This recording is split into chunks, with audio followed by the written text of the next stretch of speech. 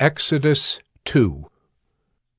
Now a man from the house of Levi went and took as his wife a Levite woman. The woman conceived and bore a son, and when she saw that he was a fine child, she hid him 3 months. When she could hide him no longer, she took for him a basket made of bulrushes, and daubed it with bitumen and pitch. She put the child in it, and placed it among the reeds by the river bank. And his sister stood at a distance to know what would be done to him. Now the daughter of Pharaoh came down to bathe at the river, while her young women walked beside the river. She saw the basket among the reeds, and sent her servant woman, and she took it. When she opened it, she saw the child, and behold, the baby was crying. She took pity on him, and said, "This is one of the Hebrews' children."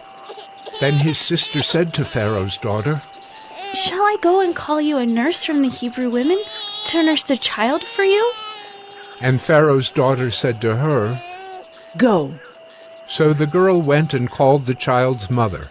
And Pharaoh's daughter said to her, "Take this child away and nurse him for me, and I will give you your wages." So the woman took the child and nursed him. When the child grew up, she brought him to Pharaoh's daughter, and he became her son. She named him Moses. "Because," she said, "I drew him out of the water." One day, when Moses had grown up, he went out to his people and looked on their burdens. And he saw an Egyptian beating a Hebrew, one of his people. He looked this way and that, and seeing no one, he struck down the Egyptian and hid him in the sand. When he went out the next day, behold, 2 Hebrews were struggling together. And he said to the man in the wrong, "Why do you strike your companion?" He answered, "Who made you a prince and a judge over us? Do you mean to kill me as you killed the Egyptian?" Then Moses was afraid and thought, "Surely the thing is known." When Pharaoh heard of it, he sought to kill Moses. But Moses fled from Pharaoh and stayed in the land of Midian, and he sat down by a well. Now the priest of Midian had 7 daughters, and they came and drew water and filled the troughs to water their father's flock. The shepherds came and drove them away, but Moses stood up and saved them and watered their flock. When they came home to their father Reuel, he said, "How is it that you have come home so soon today?"